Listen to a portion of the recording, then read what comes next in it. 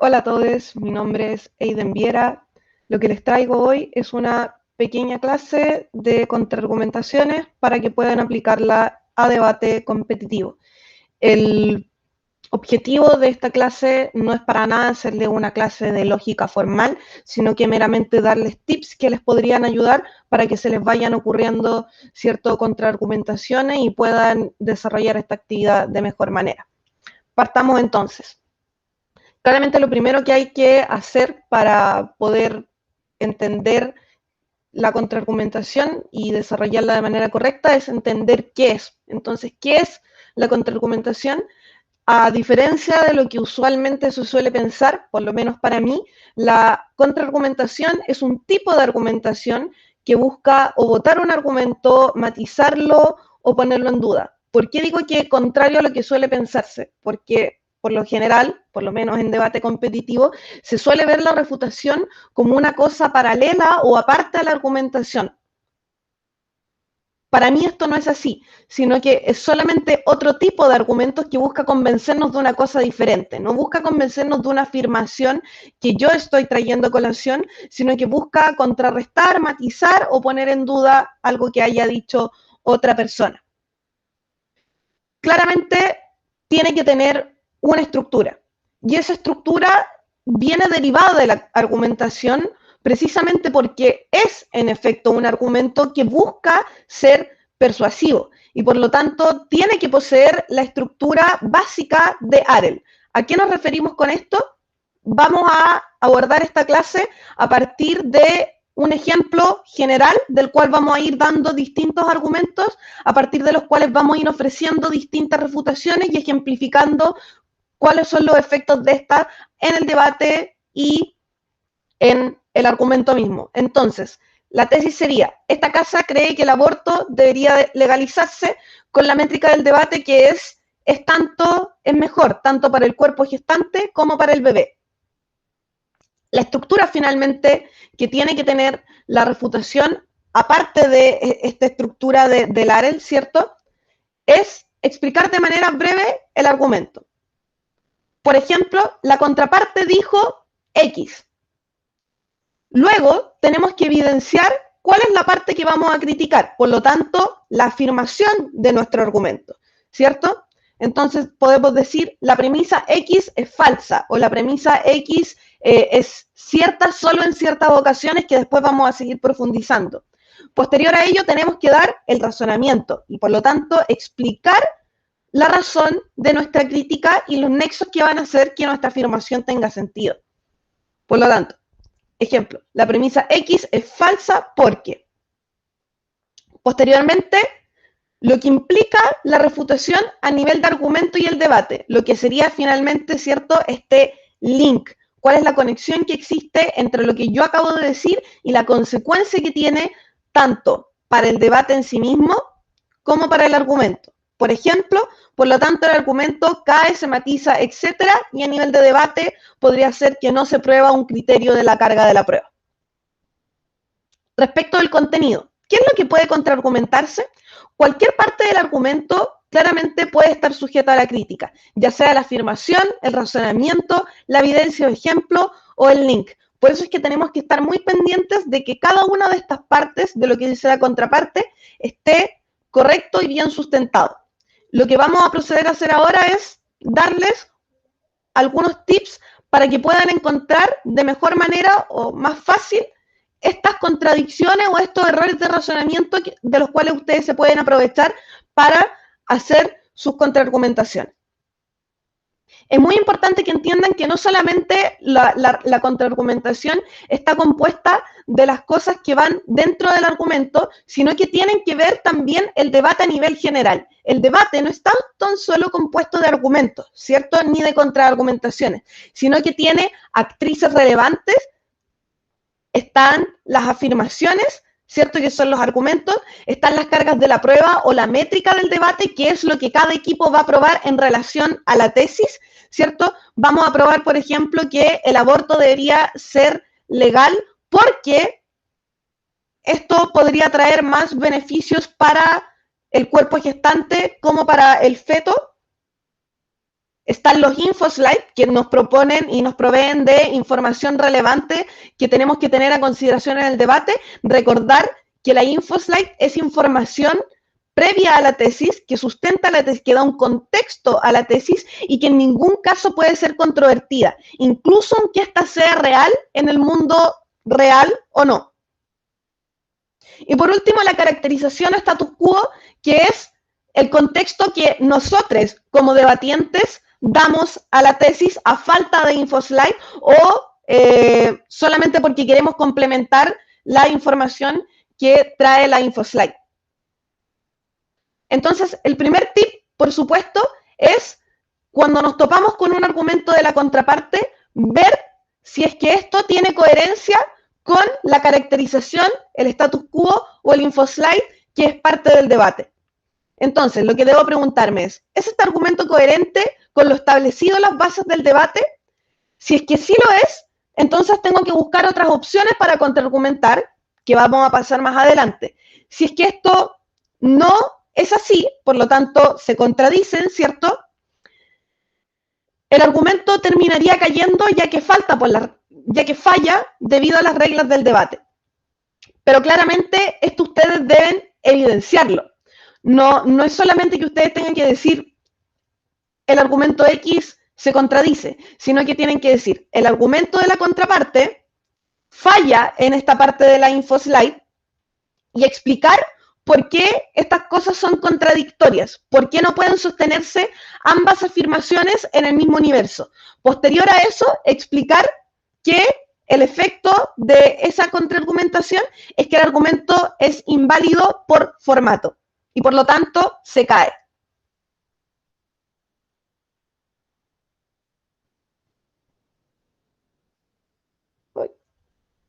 Ya. Lo siguiente es buscar en las cargas de la prueba o en la métrica del debate y sus actrices relevantes. ¿A qué nos referimos con esto? Claramente cada equipo debe probar la tesis en torno a ciertos criterios que ya habíamos dicho, ¿cierto? En este caso, de este ejemplo en específico que estábamos abordando en esta presentación, es que el aborto debe legalizarse porque presenta más beneficios para el cuerpo gestante y para el feto, ¿cierto? Este argumento, entonces, la pregunta que tengo que hacerme es, ¿este argumento tiene que ver con lo que el equipo contrario buscaba probar, por lo tanto, con la métrica o la carga de la prueba de este debate?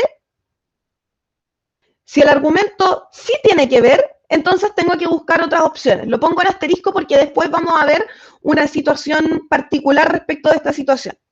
Si es que no tiene que ver, por ejemplo, si es que yo digo como argumento, porque hay muchas personas que no pueden tener hijes aunque quieran, es un insulto para estas que otras puedan matar a sus hijes. Recordar entonces que la métrica era beneficiar al cuerpo gestante y a su hije. Por lo tanto, este argumento tiene que ver con agentes externos a la carga de la prueba que se había establecido en el debate. A menos que la contraparte haya establecido, ¿cierto?, que van a considerar también como actrices relevantes para el debate a terceros, como por ejemplo a personas que no pueden tener hijos, este argumento no posee un nivel de carga, o sea, de poder probatorio realmente relevante para probar y sustentar el caso de la contraparte, puesto que estaría cayendo fuera de las directrices y de los límites que las cámaras han establecido para debatir la moción. Tengan mucho ojo con esto porque claramente las métricas van a depender debate a debate, las actrices relevantes van a depender debate a debate y por eso es muy importante que las cámaras altas de gobierno establezcan de forma delimitada y muy clara cuáles van a ser las directrices y las cargas probatorias. Y por eso también es demasiado relevante que quienes no sean cámaras altas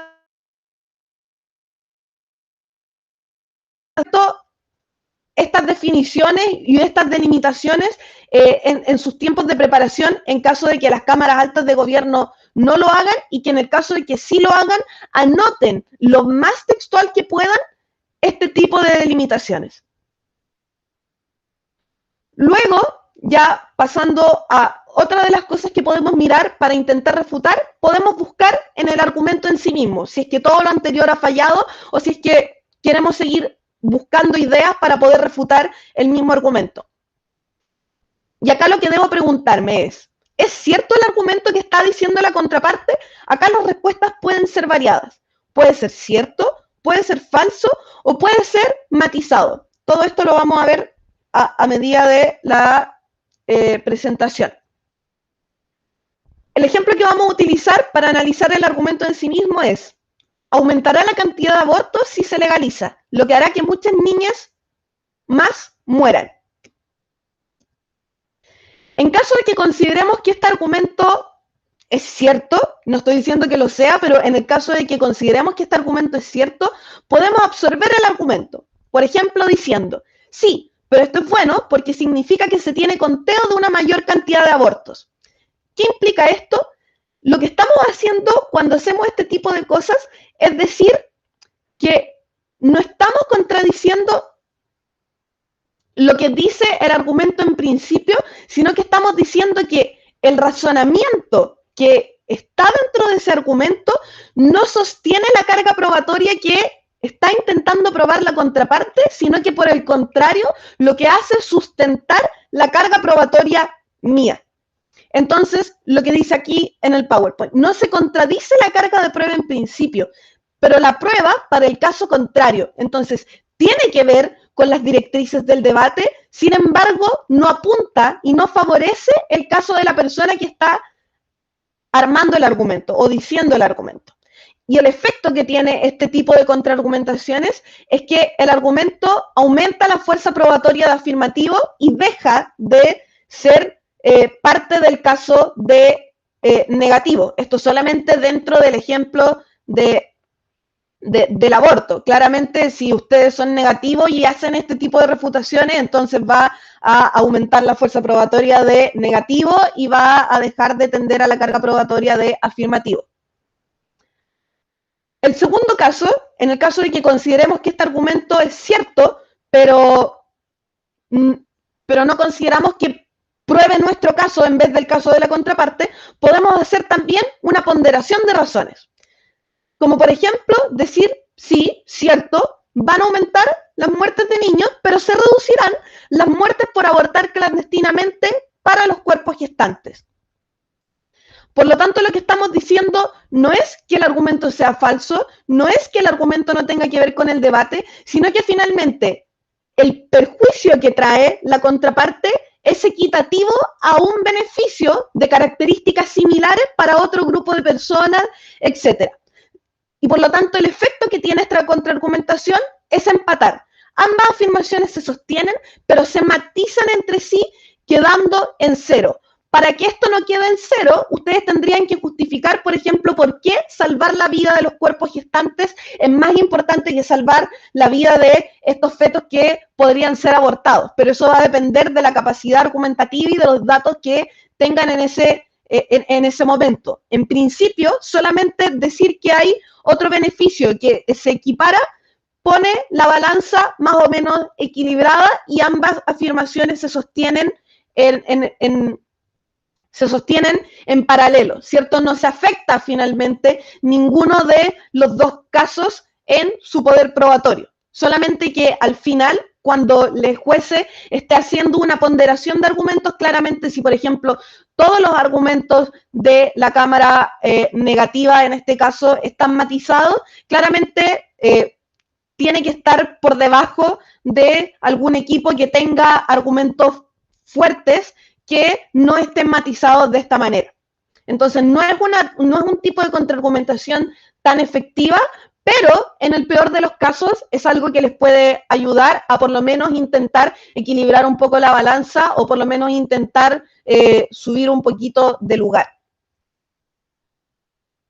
En caso de que consideremos que el argumento es falso, tenemos que dar en realidad un argumento que contradiga al de la contraparte. Y esto es porque, como les explicaba, contraargumentar es argumentar. Entonces, si voy a decir que es falso, no basta solamente con decir que es falso, sino que tengo que probarle a los jueces del panel que realmente lo que está diciendo la contraparte no es cierto. Por ejemplo, en este caso, podemos decir, no, los estudios dicen que de hecho disminuye la cantidad de abortos realizados. Y por lo tanto, si yo soy capaz de probar en efecto que esto es así, con evidencia o con razonamientos, el efecto es que cae el argumento de la contraparte porque yo logro probar que esta afirmación X de la contraparte no es capaz de ser sostenida en paralelo a la afirmación Y que yo estoy dando por otro lado. Y como yo di más razones para que se sostenga mi afirmación, es mi afirmación la que sigue adelante en el debate y la afirmación X de la contraparte claramente ya no sigue en pie.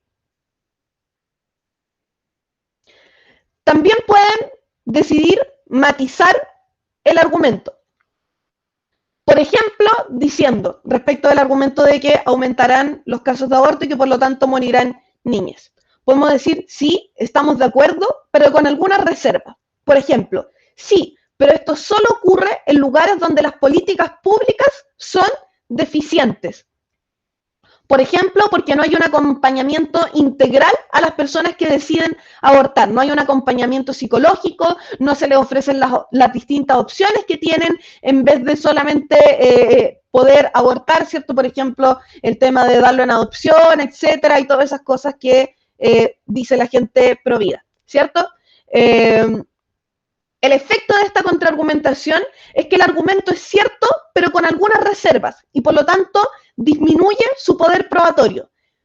Tip, mientras más reservas, menos poder probatorio. Y acá es muy importante también, no es solamente que más reservas, menos poder probatorio, sino que cuando ustedes entablan una reserva, de lo que tienen que hacerse cargo es de probarle al juez qué tan probable y qué tanto se da en la realidad o en el mundo en el que están debatiendo la reserva que ustedes están presentando. No es lo mismo decir, por ejemplo, sí, pero esto ocurre en lugares donde las políticas públicas son deficientes y ver que en el mundo, en general, el 90% de las políticas públicas son deficientes, que si es que yo tengo datos que prueban que en realidad en el mundo el 90% de las políticas públicas son en efecto eficientes porque tienen por lo general un acompañamiento a estos cuerpos gestantes que deciden abortar, que es como lo que pasa de hecho en la realidad.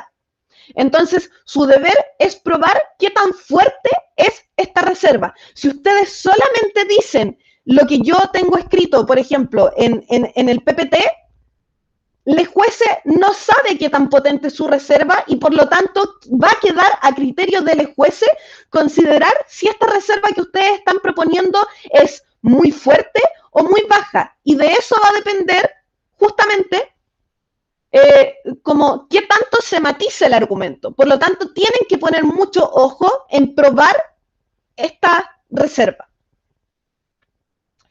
La segunda forma de matizar es decir que sí es posible, pero intentar parchar para que las reservas se vuelvan regla general.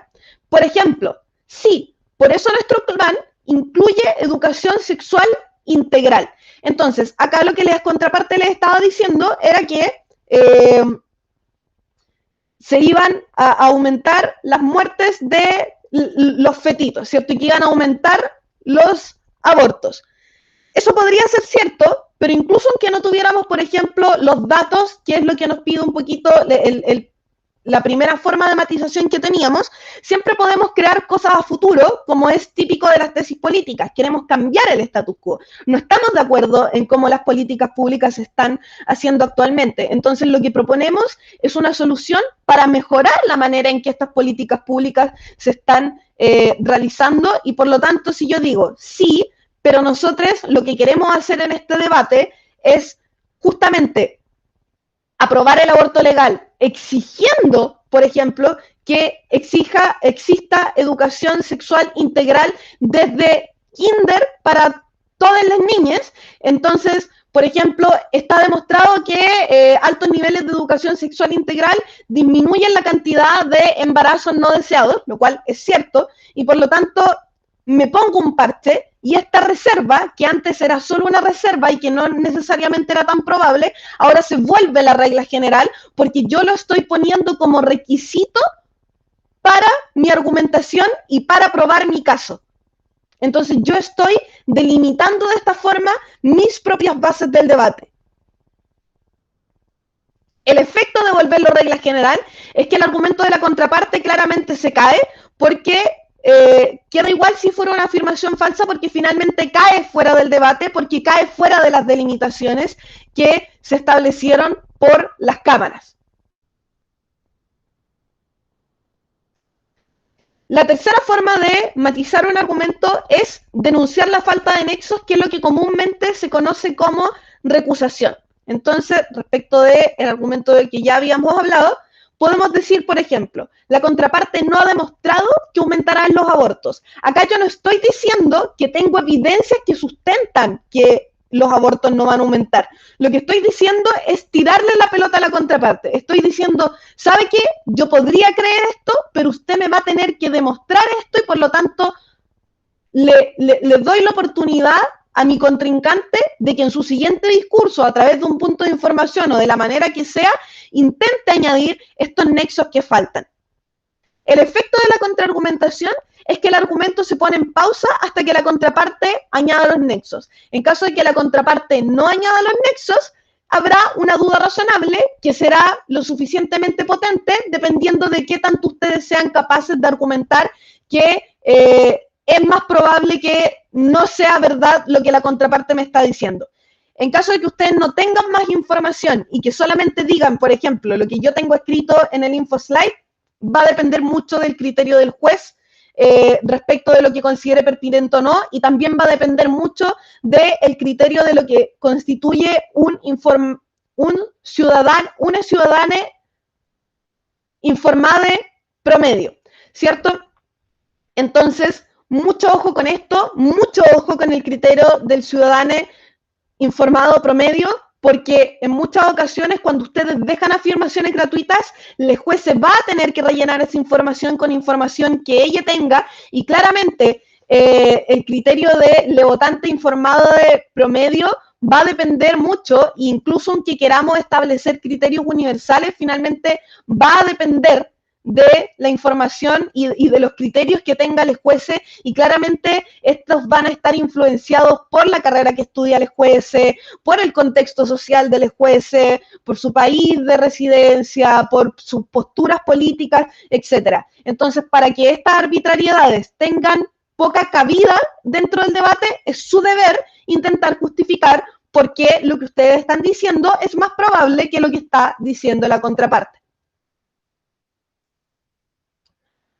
Ya para empezar a cerrar un poco este debate y pasando, esta presentación y pasando ya a otra arista de la contraargumentación, tenemos que, no les voy a pasar en realidad más tipos de contraargumentación porque la idea es que esto sea un acercamiento a las contraargumentaciones y que sean tips y no abrumarles con demasiados conceptos o demasiadas maneras de refutar, porque la idea es que vayan aprendiendo, ¿cierto? Y se vayan familiarizando con la práctica de la contraargumentación. Algunos tips, ¿cierto? Son algunos tipos de falacias que son usualmente recurrentes dentro del debate competitivo y a las que tienen que tenerles mucho ojo porque podrían servirles de mucha ayuda para identificar cuál es el tipo de contraargumentación que les conviene más hacer dependiendo del caso a caso. La primera es la pendiente resbaladiza o la escalera al cielo, que consiste en que una acción te lleva a algo muy bueno o algo muy malo. A mí me gusta mucho un ejemplo que era un meme que anteriormente era muy popular y que consistía en esto. Tengo una prueba, tengo que hacer una prueba y no tengo lápiz. No tengo lápiz, no responde a la prueba. No responde a la prueba, me saco un 2. Me saco un 2, repruebo el ramo. Repruebo el ramo, repruebo la carrera. Repruebo la carrera, me tengo que salir de la carrera, ¿cierto? No estoy en la carrera, no tengo estudios, no tengo trabajo, no tengo trabajo, no tengo plata, no puedo comer, me muero. Ergo, si pierdo el lápiz para hacer una prueba, me voy a morir en el futuro. Claramente, esto no es algo tan descabellado, o sea, ¿podría eventualmente pasar? Sí. La gracia de esta falacia es que la probabilidad de que este tipo de cosas ocurran y que realmente a partir de esa acción pequeñita se llegue a esa cosa tan desastrosa, tan grande, es demasiado poco probable porque hay muchos otros factores dentro de todo ese plan de acción que plantea la contraparte, que es muy probable que en algún momento eso se corte. Por ejemplo, no tengo lápiz, le pido a un compañero, le pido a una compañera, tengo lápiz, respondo a la prueba. Se acabó, ¿cierto? Entonces, la gracia de esta falacia es que va a ser una falacia mientras sea poco probable que puedan ocurrir estas situaciones. Por lo tanto, para poder blindar sus argumentos de que les pase esto y de que les refuten los argumentos diciendo que es una pendiente resbaladiza, probar por qué cada paso de la argumentación que están dando es probable que se dé en secuencia. Y bueno, la escalera al cielo es exactamente todo lo contrario, decir que una pequeña acción va a llevarme a la paz mundial o efectos como demasiado grandes, demasiado buenos. Sigue la misma lógica. Otra falacia es la del falso dilema. Suele ocurrir mucho en debate que la contraparte nos hace elegir entre una serie de opciones muy limitadas. Por ejemplo, nos dicen, bueno, es que salvamos a la mamá o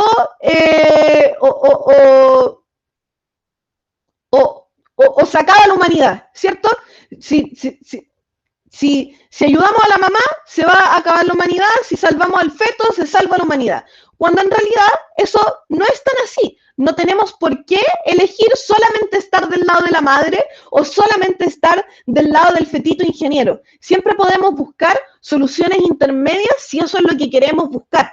Por lo tanto, no se dejen engañar por la contraparte. Siempre que la contraparte les plantee una serie de opciones muy delimitadas, sean conscientes y analicen si realmente esas son las únicas opciones que hay o que se les pueden ocurrir, o si por el contrario, y que es lo más probable que va a pasar, hay un sinnúmero de escenarios posibles a los cuales ustedes podrían atenerse.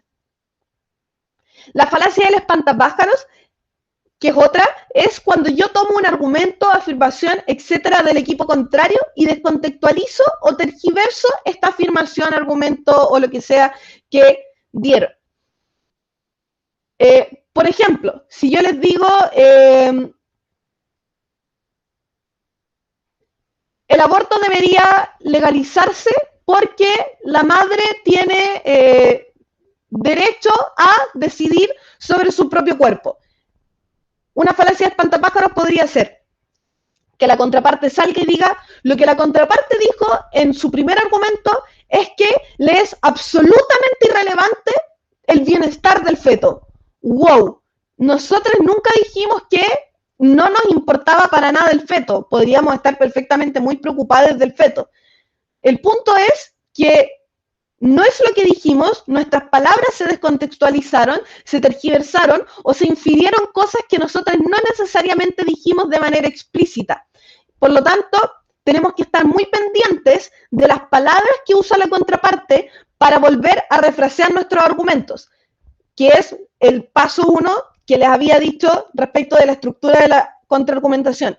Por eso es que esas fases de la contraargumentación son tan importantes y por eso es que tenemos que ponerles tanta atención. Un refraseo mal hecho podría constituir una falacia y podría ser que, por ejemplo, el juez crea en ese refraseo que se hizo y por lo tanto considerar su argumento como inválido o como caído solamente porque el refraseo tuvo más peso dentro del debate. Por lo tanto, cuando les hagan una falacia de espantapájaros, intenten ver qué tan probable es que los jueces se vaya a comprar ese refraseo o esa descontextualización que les hicieron y en caso de que sea muy probable que sí, intenten hacer algún punto de información o de explicitar en su siguiente discurso, en caso de que tengan un siguiente discurso, que el argumento que ustedes habían dicho no apuntaba hacia ese objetivo.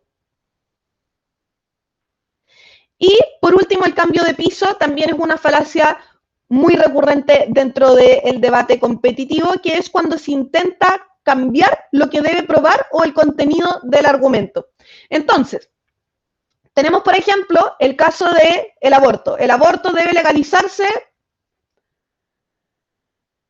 en la métrica de que sea beneficioso tanto para el cuerpo gestante como para el fetil.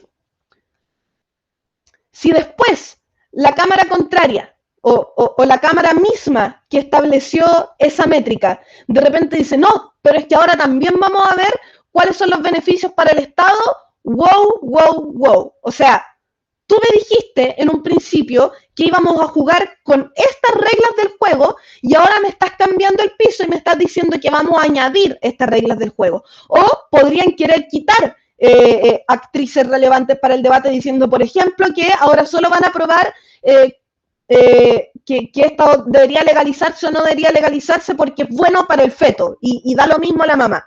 O el cuerpo gestante que esté ahí con el fetito en su útero. Entonces, claramente, cuando se cambia este cambio de piso representa una injusticia en el sentido de que la gente que haya tenido discursos anteriores y que, por ejemplo, ya no pueda hablar, por ejemplo, si esto se estableciera en el último discurso de la Cámara Alta de Oposición, la Cámara Alta de Gobierno ya no tiene opción de poder refutar estas cosas. Ojo, no estoy diciendo acá que no puedan complementarse las cargas de la prueba, no estoy diciendo que no puedan cambiarse las cargas de la prueba. El punto es fingir que en todo momento esta fue la carga de la prueba determinada o este fue el piso determinado, o fingir que yo estaba diciendo X cosa en un argumento cuando en realidad yo sé que estaba diciendo Y cosa en el argumento. Entonces, no es que las cosas no sean flexibles a lo largo del debate, obvio que sí, el punto es que esto se haga de acuerdo a las reglas del debate, con los criterios que se establecen para poder hacer este tipo de complementaciones o de cambios de piso y que claramente no se finja que estos siempre fueron los criterios que se tuvieron, sino que se asuma que se está haciendo un cambio. Para finalizar, algunas cosas que recordar y que son sumamente importantes para poder irnos formando como contraargumentadores. En primer lugar, poner todos tus conocimientos al servicio del debate. Da lo mismo el conocimiento que sea, cosas que aprendiste en una serie, cosas que estabas pensando antes de quedarte dormido, discusiones que han tenido con tus papás, las cosas que viste en la tele, las discusiones que han tenido con tus compañeros, todo eventualmente podría servir como evidencia, podría servir como argumento. Mentalícense y ábranse de mente y estén dispuestos a recorrer hasta los rincones más inesperados de su cerebro para intentar buscar información que les ayude a refutar. En segundo lugar, saber decirle que sí a la contraparte.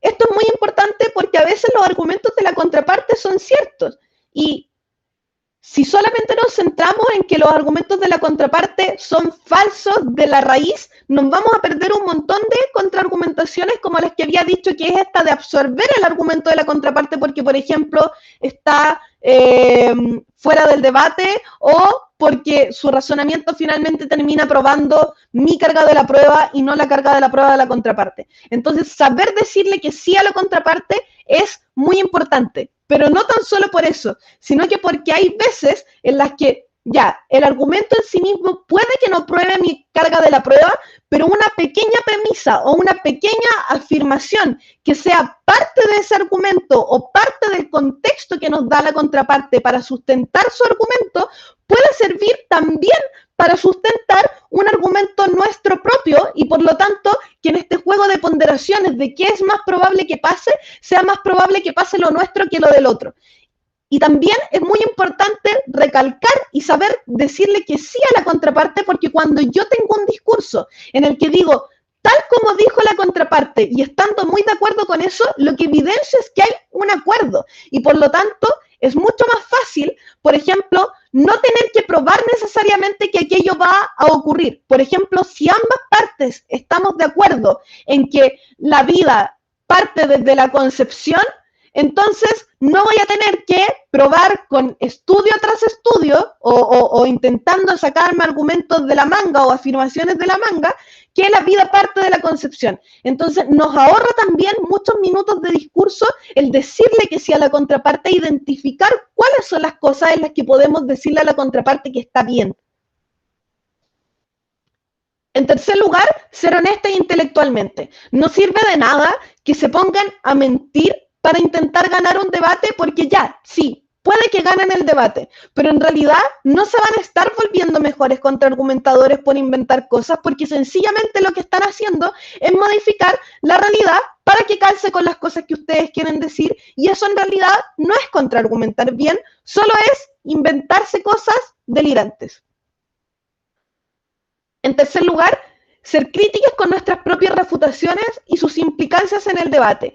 Esto es muy importante porque cuando somos críticas con nuestras refutaciones, en primer lugar, nos ayuda a ir mejorando cada vez más, pero no tan solo eso, sino que nos ayuda a ser conscientes de cuál es probablemente el fallo que van a tener los jueces, porque los jueces van a tener que ponderar este tipo de cosas y por lo tanto, si yo soy crítica y sé cuáles son los efectos que tienen mis contraargumentaciones en los argumentos y en las cargas probatorias de la contraparte, es mucho más probable que voy a poder hacer una discriminación mucho más certera respecto de cuál es la refutación que me conviene hacer y cuál es una refutación que quizás no me conviene hacer tanto y por lo tanto gastar mis valiosísimos 7 minutos de debate, de discurso en el debate. Y en último lugar, practicar, practicar y practicar. La contraargumentación es una actividad muy difícil porque requiere que uno piense de manera muy rápida y analice muchas cosas y factores distintos a medida que van pasando en el debate. Entonces, no hay una fórmula mágica para que se te ocurran refutaciones buenas. La única forma de realmente mejorar las cosas, como la actividad de la contraargumentación, es hacerlo constantemente con todas y cada una de las cosas que vivimos en la cotidianidad. Sean personas críticas, practiquen la contraargumentación, cuestiónense a sí mismos, cuestionen al resto, pero háganlo de manera crítica, de manera en la que sean conscientes de sus refutaciones y de las implicancias que tiene esto para los argumentos tanto propios como los de los otros. Eso. En caso de que tengan alguna duda, claramente no me pueden preguntar ahora porque esto es una clase grabada, pero me imagino que podrán dejarlo como comentario en la publicación de Instagram que va a sacar la SODEUCH. Por supuesto, cualquier sugerencia para mejorar esta clase también muy bienvenida. Saludos a todos.